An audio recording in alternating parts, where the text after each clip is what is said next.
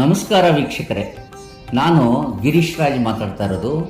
ಟೆಕ್ನೋಸಿಸ್ ಇಂಡಿಯಾದ ಮಾಲೀಕ. ನಮ್ಮ ಕಂಪ್ನಿ 1987ನೇ ಇಸ್ವಿಯಿಂದ ನಿರಂತರವಾಗಿ ನಡ್ಕೊಂಡು ಬಂದಿದೆ. ನಮ್ಮ ಕಂಪ್ನಿನಲ್ಲಿ ಸಾಕಷ್ಟು ಪ್ರಾಡಕ್ಟ್ಸ್ ಮಾಡ್ತೀವಿ. ಅದರಲ್ಲಿ ಮುಖ್ಯವಾಗಿ ಈ ಚಪಾತಿ, ಪರೋಟ, ಪಪ್ಪಡ್ ಹೀಗೆ ಹಲವಾರು ಫುಡ್ ಪ್ರಾಡಕ್ಟ್ಸ್ ಮಾಡೋದಕ್ಕೆ ಈಸಿಯಾದಂತಹ ಒಂದೇ ವೆರೈಟಿ ಮಿಷಿನ್ ಸಿಗುತ್ತೆ.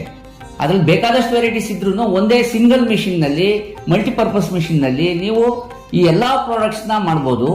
ಅದಕ್ಕೆ ಸಂಬಂಧಪಟ್ಟ ಹಾಗೆ ನೀವು ಮೊದಲನೇದಾಗಿ ನೀವೊಂದು ಮಿಕ್ಸಿಂಗ್ ಮಿಷಿನ್ ತಗೋಬೇಕು. ಮಿಕ್ಸಿಂಗ್ ಅಂಡ್ ಶೀಟರ್ ಮಿಷಿನ್ ಅಂತ.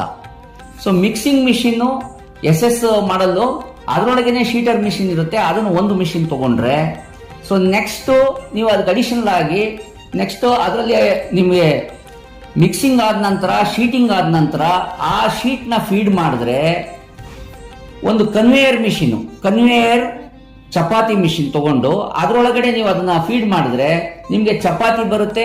ಡೈ ಸೈಜ್ ಏನಿದೆಯೋ ಆ ಸೈಜ್ಗೆ ಮ್ಯಾಚಿಂಗ್ ಆಗಿ ನಿಮಗೆ ಪ್ರಾಡಕ್ಟ್ ಬರುತ್ತೆ.